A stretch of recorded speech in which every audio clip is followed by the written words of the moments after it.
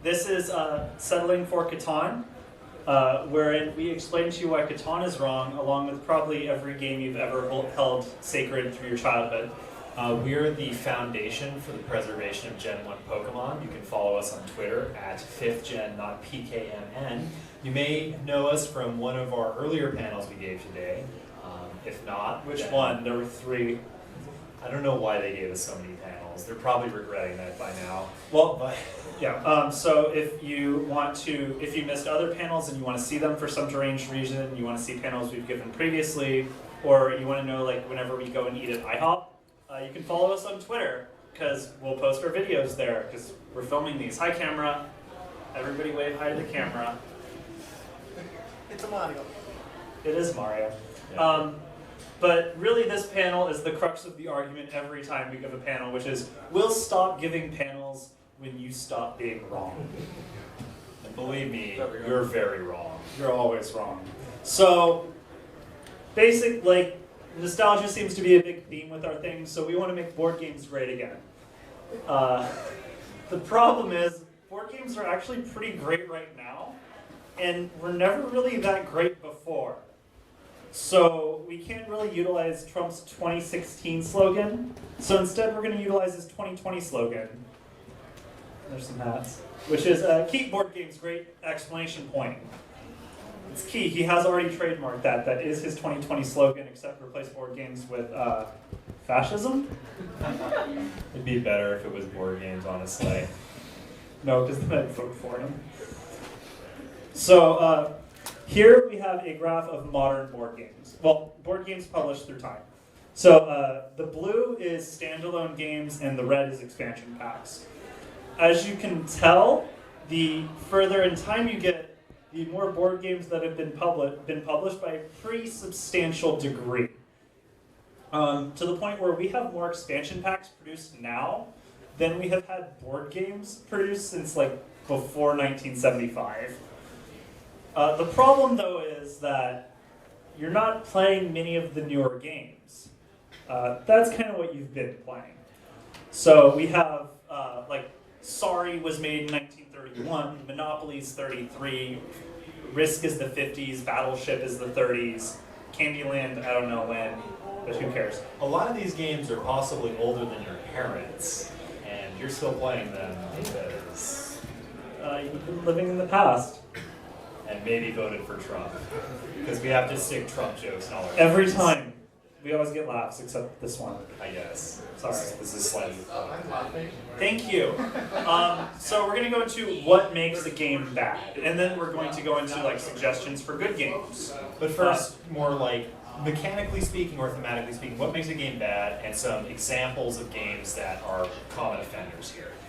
So first, there's an over-reliance on randomization. Now, this isn't to say that randomization in a board game is inherently bad. But when a board game becomes overly reliant to the point where everything you do is dependent on a die roll or a card draw from a deck where you have no control over, the game has become less about strategy or skill and more about the heart of the cards. A good example of that is Catan. For those of you who are unaware, in Catan, you build a settlement in a location and hope you built it next to good numbers that will roll a lot. And basically from there you pretend to develop a strategy, but in reality you just accept the fate that is the dice aren't rolling 3s this game, so you're not getting any stone. It's hyped as a strategy game, but really it's the dice. We'll That's get into that Catan. more later. Another example of a game that's over-reliant on randomization is Snakes and Ladders, in which essentially you roll some dice, you read the numbers on those dice, and you robotically follow those dice to your destination. No strategic input from the player can alter the effect that the dice have on your move, the efficacy of your move, so that fits the bill pretty strongly. Next we have one-dimensionality, which has a little bit of overlap with over-reliance on randomization, but but the overlap is not total. Essentially, a one-dimensional game is a game in which there's really only one possible move for the player to make every turn. There's not really much of a potential to generate new strategies because there aren't really other strategies that are possible in the game.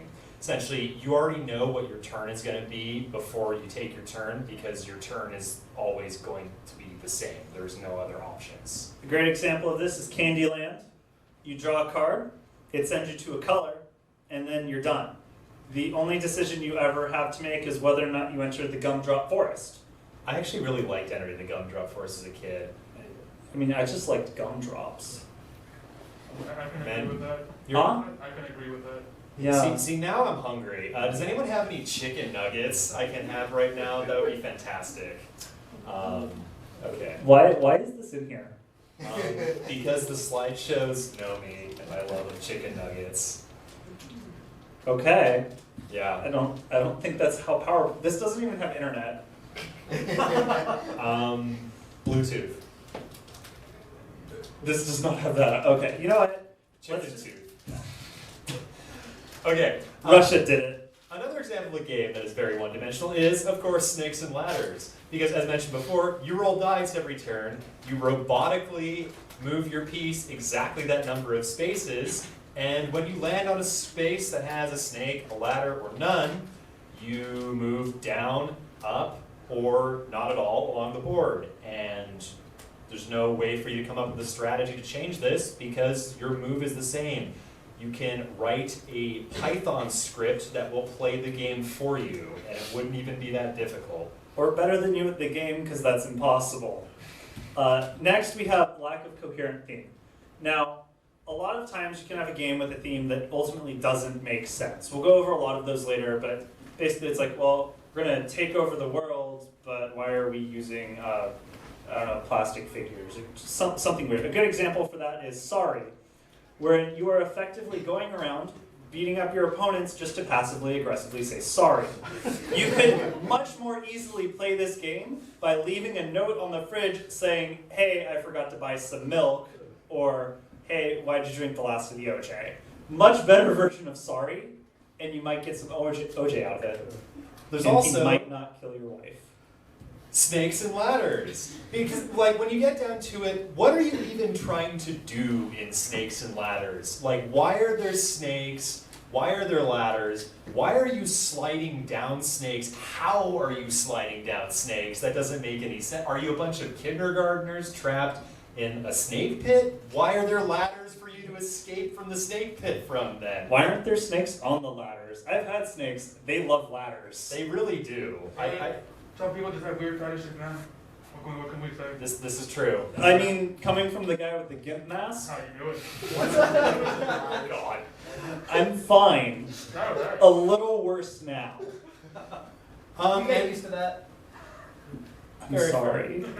Did he hurt you? Yeah.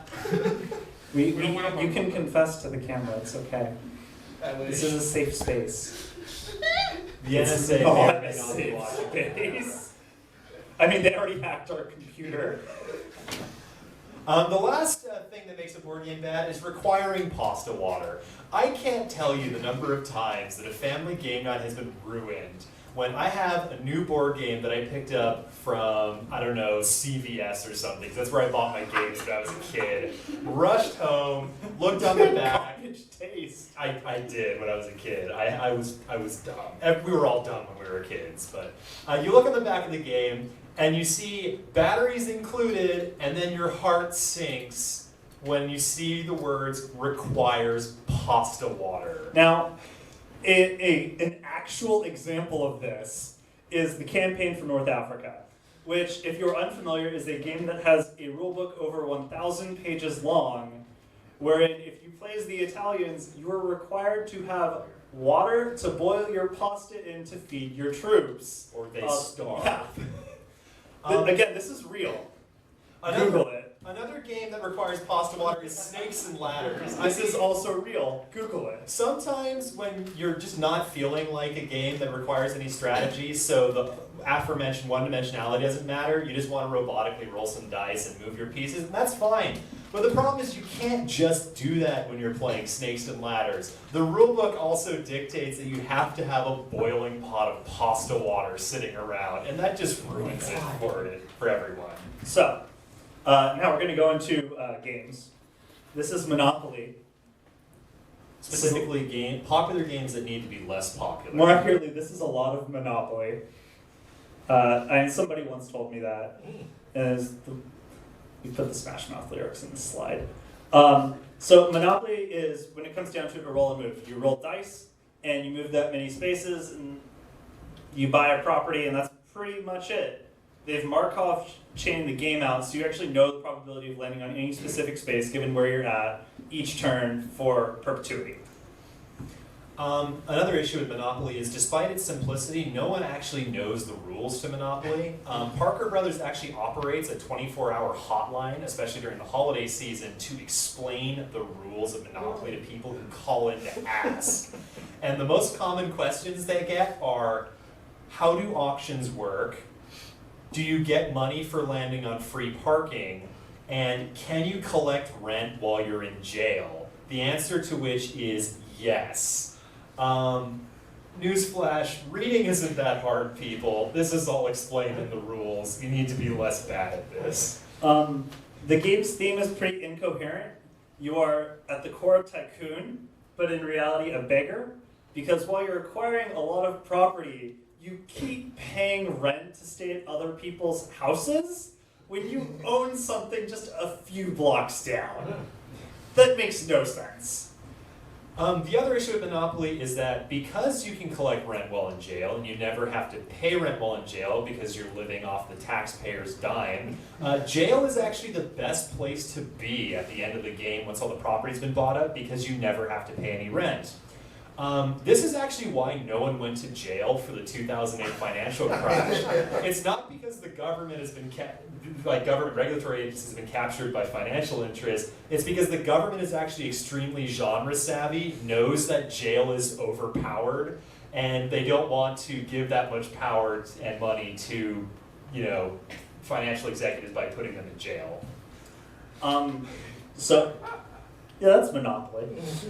So there's a lack of player interactivity with Monopoly. Basically, the only way that you can really interact with someone is to trade properties. But when it comes down to it, the only value you get in trading a property is getting a Monopoly. And you want one. But if you trade someone else a Monopoly, your trade is therefore suboptimal. Meaning that anyone who is playing Monopoly rationally should not trade. So the only reason you ever interact with anybody in that game is because both of you are bad at it. The lack of trading between players leads to essentially an inability to meaningfully affect the board state. Once all the properties have been bought up, which only occurs you can only buy properties at the beginning of the game by landing on them if they're unowned. But once that's happened, landing on properties only forces you to pay rent out. And if you want to change that, the only way to do that is to buy someone else's property, but you can't really do that if people are playing well. So the only way properties change hands is if you're forced to because you're out of money and have to give away your property value. Which leads us to runaway leader syndrome. Since there's no way for you to interact with players, once someone starts winning, they're just gonna keep winning. There's nothing you can do about it. Sucks to be you. It becomes 2 hours of, well, Clayton has a little bit of a lead, so that'll eventually manifest into something, and I'm just gonna be poor. Like in real life. Yes, you're right. Pretty much. We get to that. Oh, sorry. Spoilers. Snape kills Dumbledore, by the way. Also, the game takes forever, even if you're playing it well.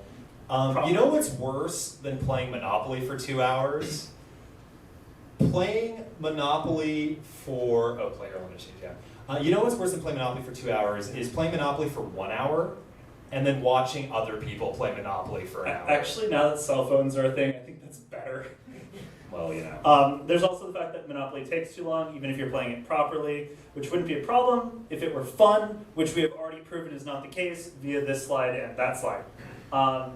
So now we're going to talk about some better alternatives to Monopoly that are... Well, one better alternative to Monopoly. No, both of them are better. Okay, you're right. Yeah, two better alternatives to Monopoly. So first off is Power Grid, which is essentially what Monopoly should be. It's a game for 2 to 6 players. It takes about 2 hours to play, so it's about the same ballpark time-wise as Monopoly. Has a Board Game Geek ranking of 18, so it's pretty well regarded in the board gaming community. And at its core, the players in a game of Power Grid are running municipal electrical companies. You buy up power plants through an auction system that you then connect to the cities that you have offices set up in through laying down network infrastructure. And you have to keep those power plants running through acquiring resources, the cost of which shift constantly, in order to stay profitable and provide electricity to every house on the board that you can. So the nice thing is that the theme is consistent. You're not a beggar, you're just a tycoon. At no point do you have to like bum power off the guy next to you. You're just selling it to people. In fact, you're such a tycoon that even if you don't do anything, you receive a government subsidy, just like real life. But only if you're a corporation. Also, unlike Monopoly, there are multiple viable strategies. Whereas in Monopoly, you basically just buy up every property you can whenever possible. In Power Grid, there are 5 different resources you can run your power plants on that all have different strengths and weaknesses. For example, coal starts out pretty cheap, but eventually becomes scarce through the way it replenishes. Nuclear power has expensive resources, but is very cost efficient, but is very efficient in terms of resource to power output. And if you want to be a hippie, you can run nothing but windmills, which don't require any resource input at all, but tend to have a lower power output than the equivalent fossil fuel or nuclear power plants.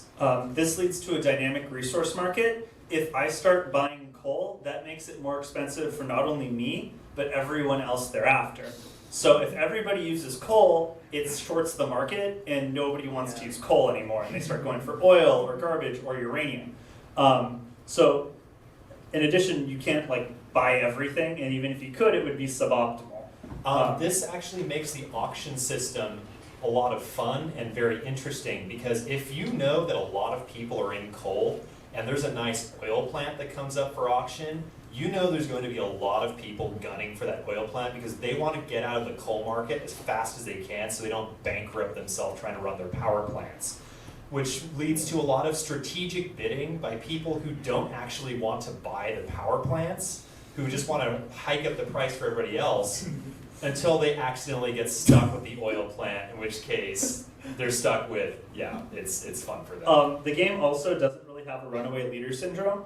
How the game is structured is it actively punishes you for winning, meaning that nobody is trying to win, or at least at the onset. So even if you are losing horribly, you have no idea, because all the people who are winning are trying to maintain so close to each other that you can't tell. Because the person in the lead tends to have higher prices for resources and other things like that. So even if you're losing, it's still exciting because you don't know you're losing. This is in contrast with another great game that's an alternative for Monopoly, Living in Crippling Poverty. It's for 1 or more players. You can do it with your whole family, your neighborhood. Or you can play solitaire. Yeah.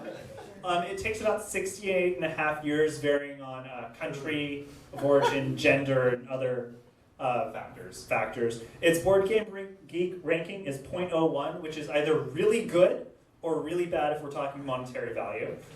And its core mechanics are variable player powers. Maybe you're good at playing the pan flute. Maybe you're good at fixing shopping carts. Commodity speculation, is this milk sour? Has this bread molded? Or resource management, should I spend my time diving in the dumpster or panhandling? And should I spend that money on a cigarette or a candy bar? When you get down to it, Monopoly is a roll and move, but Living in Crippling Poverty is different because if it's literally crippling poverty, you don't have to roll because you can't move to begin with. It's thematically appropriate. You're not a tycoon, just a beggar, which is great because it means you don't have to pay rent. Jail is still often the best place to be because you don't have to pay rent, which you can't afford anyway, so that's fantastic. Unlike Monopoly, it doesn't take forever. It'll all be over soon. So soon. And honestly, eating out of the garbage can't be that bad, so, you know. And you also have an inability to meaningfully interact with the board state while living in crippling poverty, just like in Monopoly, because honestly, you're too poor to afford anything that would affect your board state anyway. Now, while after a game of Monopoly your family may refuse to talk to you, that is not necessarily the case with living in crippling poverty. You can still maintain a healthy familial relationship. Furthermore, if you want to play Living in Crippling Poverty, there's multiple viable strategies. Maybe you gambled your house away in Las Vegas. Maybe you're a drug dealer who lives under a bridge. Maybe you panhandle along the railroad. There's so many options available for you. It's fantastic. And of course, there's runaway loser syndrome. Once you're cripplingly poor, it's probably not going to change. So now we're going to talk about another terrible game. If you like Risk, you are again wrong. So Risk suffers from an over-reliance on chance. The game is effectively an excuse to roll dice a lot for several hours. To the point where you can attack some dude who has 2 units in one country and you're attacking with 20 and you lose because they rolled 6s a lot and your life sucks. And this can lead to wild and random swings in an otherwise static game state. The way Risk tends to reward players with reinforcements is by when you control entire continents, which encourages you to turtle as much as possible to maintain your control over the entire continent until you've accumulated enough cards or reinforcements to take a large enough buffer zone that you can be comfortable like stopping conquering to turtle walk some more again. I just counted the number of viable strategies. There are 2. There hold Australia and hold South America. And I guess there could be a third, which is lose. Pretty much. The game also takes forever because, even if you're playing it properly, just like Monopoly, it takes hours. And wouldn't be a problem if it were fun. Additionally, Risk pretends to be a real game. People think they're cool for playing Risk. It's like, yeah, I'm in board games. I play. You're wrong. It's not a real board game. The legacy version doesn't count. I don't care if it changes every time you play it. And Afghanistan is a nuclear war zone now. Risk is garbage. The Risk board also has a wildly inaccurate version of global geography printed on it. It depicts Manchuria as being part of Mongolia. This is problematic because it teaches the next generation that it's okay to be wrong about geography. And once it's okay to be wrong about the actual political borders on the planet, it's okay to be wrong about a lot of other things. And when you don't take in facts based on evidence and just based on what's in your gut, you make rash decisions that you come to regret later, which is why Donald Trump is president of the United States. I feel like that could be the second tagline of any of our panels. Pretty much. Additionally, there's player elimination, which is just not a good game mechanic in general, because any game, if you're going to sit down with a group of 4 to play a game, it's probably better if you have a game where all 4 of you get to enjoy it for the time the game takes. Yes. In Risk, 1 or 2 you get to have fun and everybody else sits there and... Oh, I think it's play on their phones. That's more fun anyway. Yeah. This is in contrast with a good game. So here we have Small World, which is another conquest game similar to Risk. It is for 2 to 5 players, although it's better with at least 3. You can play it in an hour, so you can play 2 or 3 games of this in the amount of time it takes to play one game of Risk. And you'll have fun doing it.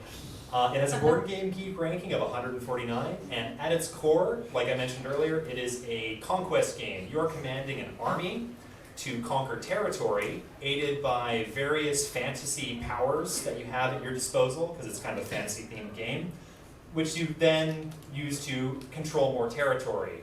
Because area control is the core of this game. It is this game. So the good thing about Small World, in contrast to Risk, is it has very limited randomness. Where in Risk, you have to roll dice to win territories from players. In Small World, it's very much, I have more guys than you, so I win. Which makes sense in a military standpoint. At least on average. Yeah. The game does have a limited randomness element in it, though, where you do get a die roll to add imaginary units, effectively, to take territories. So it's enough that it makes the game more variable, but not so much that it actually damages the game. You can also only do that once per turn, so that's the limit on it. The game also has a rock-solid fantasy theme, where essentially each player picks a fantasy faction composed of one of the stereotypical fantasy races, so like elves, dwarves, orcs, humans, etc., along with a special ability like flying or magic or something like that, which keeps the game fresh because it's not just the same bland armies fighting it out every game. There's armies that have there's a huge number of possible permutations of abilities and races, which leads to a number of different ways to go about trying to earn victory points, which leads to a pretty dynamic game. In contrast to Risk, you don't get reinforcements in Small World. When you adopt a race, you are stuck with that many units with it until they all die off and you abandon them and find a new one. Which is real, you just keep changing people, which keeps the game really dynamic because it's impossible for you to really monopolize an area or want to. If you try to turtle, you will lose.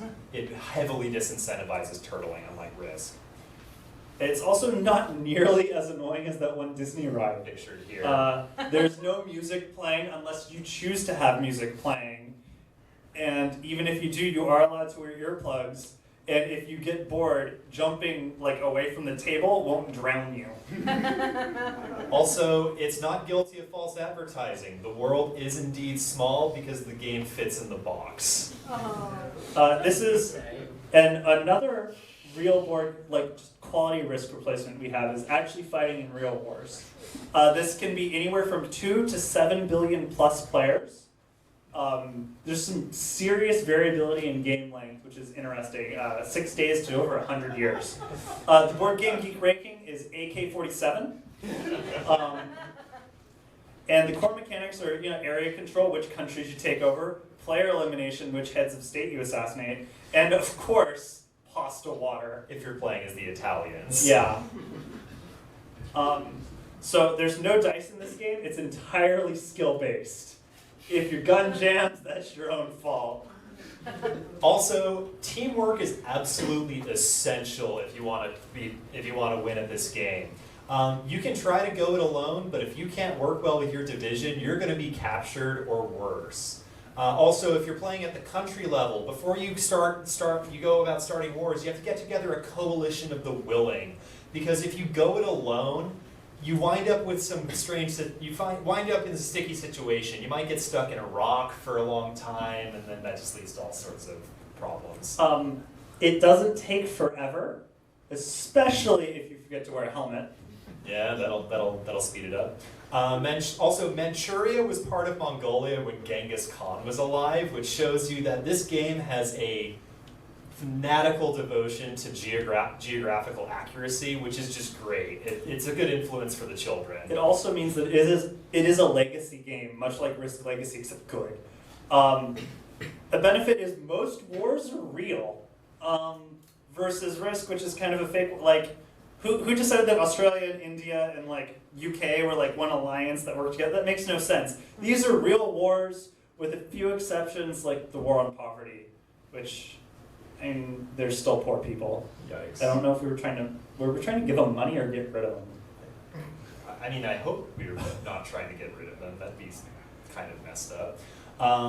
There are also multiple viable strategies when you're fighting in real wars, which is also always important. There's 5 different branches of the armed forces you can join. If you want to be out in the high seas, you can join the Marines, Navy, or Coast Guard. If you want to fly around in an airplane, you can join the Air Force. There's a lot of different options available. And following the World War II expansion, there is a built-in table flip mechanic. So now we're going to get into some more controversial titles. I'm sure some of you like Munchkin. All of you are wrong. Munchkin, at its core, is a pitched battle to see who can reach level 10 third. Because the first person who's going to try it is going to get shut down. And the second person who's going to try it is going to get shut down. And the third person who's going to try it, no one can shut them down. Because they're out of cards. Also, similar to Monopoly, it suffers from people not understanding the rules. There are probably rules to this game. They're there somewhere. But does anyone really know how long 2.65 seconds is without timing it out on a watch? I didn't think so. I thought it was like 4 minutes. The time between turns increases exponentially with the increasing number of players, so while Munchkin pitches itself as, hey, get like 5 expansions and play with 10 people, that's all day. And it's not a fun all day, it's a... Is it my turn yet? Come back in 20 minutes. Oh, okay. The game also tries to be Monopoly by making way too many special editions with identical rules. I mean, the Cultists and the Cthulhu expansion are kind of different, but trying to be Monopoly is never a thing you should aspire to. This is in contrast with, again, a good board game. Love Letter, which is for 2 to 4 players. Takes about 20 minutes to play, so it's a nice quick game if you want to use that sort of thing. Has a Board Game Geek ranking of 167, and essentially you are playing one of several suitors trying to get the attention of a princess, because, yeah, that's a theme that happens. It's a card game that involves hand management, because you're essentially trying to play a seat at your disposal to try and make sure that your letter reaches the princess. There are several mechanics that hinder other players' ability to do that. And of course, some just take them out of the game because you can throw them in the dungeon because you're cool like that. So the good thing is, Love Letter is essentially the last 10 minutes of Munchkin, i.e. the 10 minutes that are fun. Because at the end of Munchkin, it's very like aggressive, take that sort of game. That's also all of Love Letter, because every part of it is, gotta get rid of everyone right now. It lets you get with the princess, which is always a great goal. She has some pretty serious RVF though. Resting bitch face. I was more gonna say, like, the countess has a come hither face and the princess has a go whither face. On the disappointing side though, there are no actual love letters, just wooden cubes. When I got this game, I really needed some positive affirmation in my life, and I was sorely disappointed. I personally love this game because it's a great way to wait for our friend Evan, who's always late to board game nights, because it only takes about 20 minutes to finish a game, so that's just perfect. And to top it all off, it reinforces the patriarchy. Which is always a noble. And after that brief scare where it looked like a woman was also going to be president, it's nice to know men are still in charge. We're just awful right now. See, we can make Clinton jokes. This is in contrast with another amazing board game, the Jackie Chan Adventures board game. Now, I know what you're saying, that probably doesn't exist. It does. You would be we wrong. Have it right here.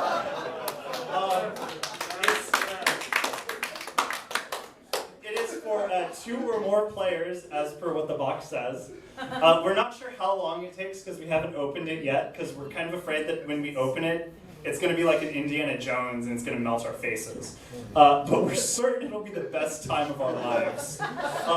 Its Board Game Geek ranking is Infinity, which I know sounds high, but is actually really good. And its core mechanics are, in order, being terrific, simply the best, and huge. If you had to add a 4th, I would also say it's tremendous. I mean, I think it's worth 4. Oh, for sure. I'm just going to get this up right. Jackie Chan Adventures, the board game, is the greatest game ever conceived of by humanity. It's even better than Goat Simulator, which I previously thought of as the pinnacle of art. But I have since been proven wrong, because this game has been around since 2001 apparently, and I don't know where it's been all my life. On eBay. Basically. So, as you can tell by the box being unopened, and the fact that there's one Board Game Geek ranking for it, and the review just says, gift from David, we don't know anything about it, except that David gave it to someone, and they gave it a 5 out of 10, and they're wrong. It also prominently features famous Jackie Chan Adventures characters such as Hitmon Chan, Hitmon Lee, and Hitmon Uncle.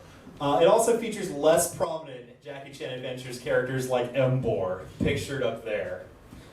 So now we're on to everyone's favorite, why you're here. Why you're wrong. We're going to fail at undressing this, and we apologize, but if we fail, it's because you're wrong and couldn't accept our arguments. So, first of all, Catan has an over-reliance on chance, which most people probably don't notice when they first play Catan because they're used to Risk and Monopoly, which are games that are entirely dependent on luck. But when it comes down to it in Catan, you have a lot of autonomy over where you start on the map, and beyond that, everything boils down to how the dice are rolled or what you happen to draw off the top of the development deck.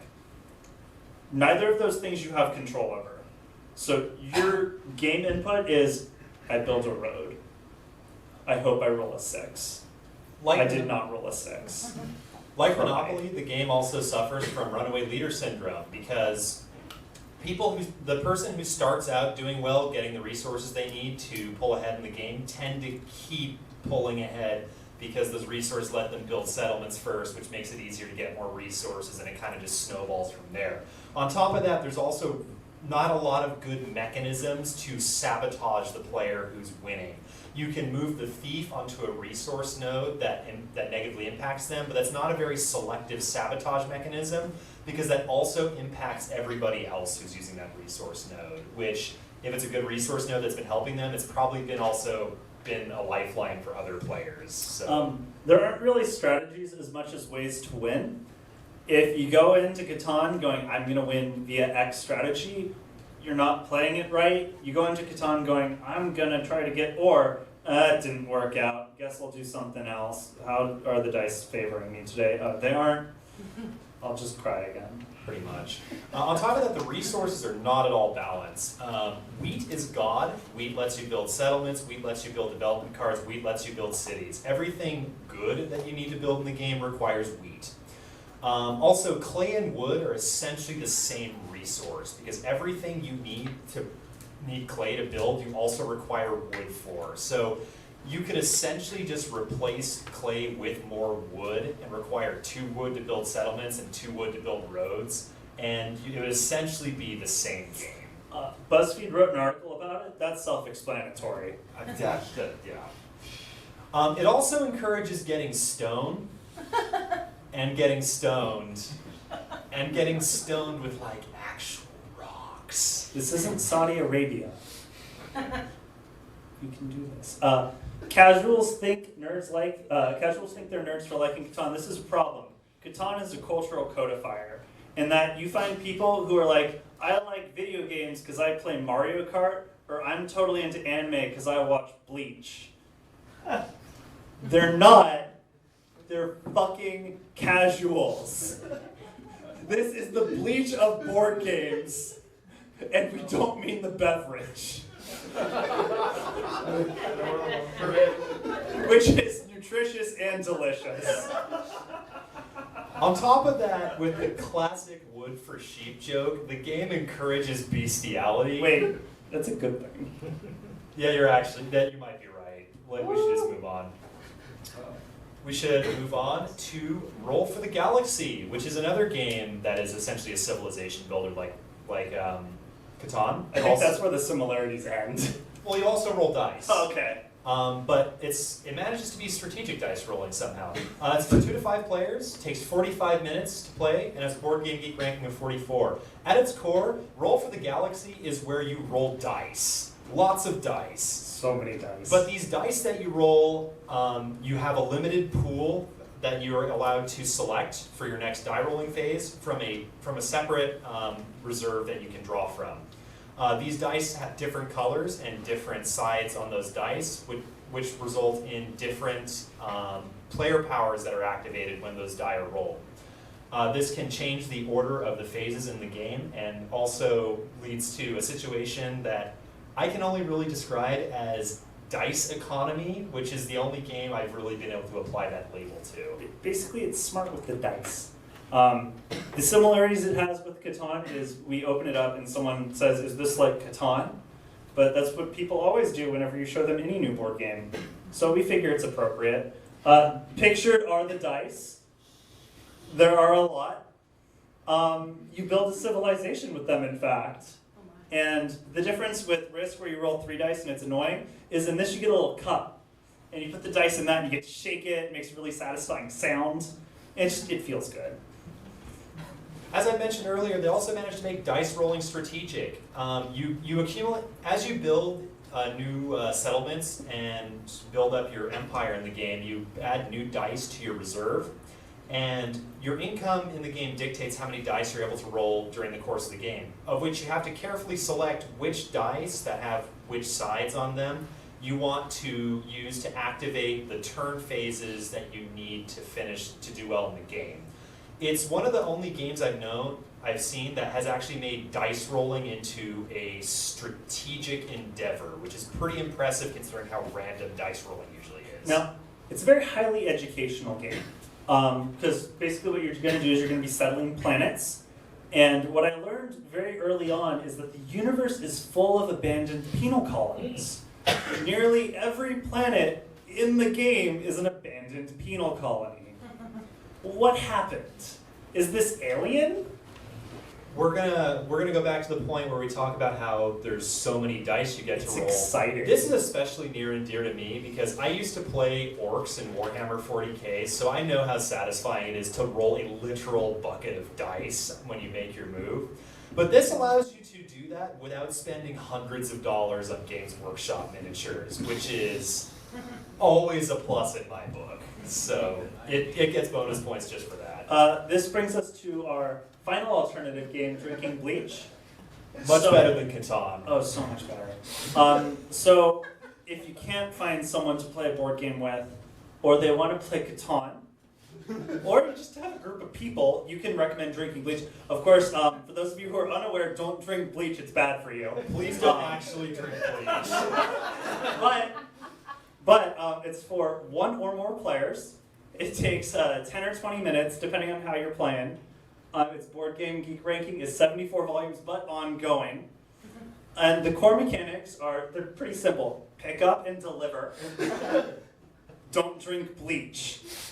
Press your luck. You can play it competitively, see which one between you and your friends is hospitalized first, because it's bleach. And player elimination, because again, you are drinking bleach. Now, I know we went over this earlier, but drinking bleach is delicious and nutritious. It's not, it's bleach. But bleach is mostly water. We are mostly water, therefore we are bleach. As someone who has a degree in biochemistry, I can tell you right now that is complete bullshit. Do not believe this man. Do not drink bleach. That being said, it does taste better than Pabst Blue Ribbon, and as a self-appointed beer snob, for whom tasting PBR actually does wind me up in the hospital, I can appreciate that. Unlike playing Catan or any other board game we've made fun of tonight, you only suffer for an appropriate amount of time. And that's between when you start drinking and when you start vomiting. So bleach is Because you actually... drank bleach. So...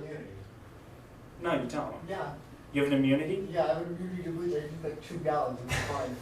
What? How did you, so you just watched all the episodes and you're fine? You didn't want to gouge. Filler arts almost killed me. Yeah, no, you're lying. Yeah. So bleach is actually not an intoxicating beverage. It's a cleaning salt solution, so it cleans out your insides, which is why Mormons can actually drink it too, because it's not an intoxicating substance like alcohol or tea. Now, Don't actually drink bleach. Now, do you think we're good on how many times we've told them not to drink bleach? No. Don't do it. Now, if you're playing Drink Your Bleach and you're playing the pressure luck variant against your friend and things go south, you will be then able to play a game with the highest possible stakes against Death himself. Now, I would like to warn you, Death is particularly good at limbo. So unless you have a spare hamster on you, don't challenge him to that, because he has a bad Jamaican accent. And that makes him good at limbo. Pretty much. Don't drink bleach. So now we've gone through a series of bad board games that need to be less popular and better board games that you should be playing instead. Except for bleach, don't drink bleach. So we're going to do a short quiz now to just test to see how much you've all learned and whether we've been successful at our task. So we're going to show you a picture of something, and you tell us whether or not this is a board game with a show of hands. You can vote multiple times if you want. That's perfectly fine. Is this a board game? You're all right. It is a board game. It's also a race war. I don't know where that.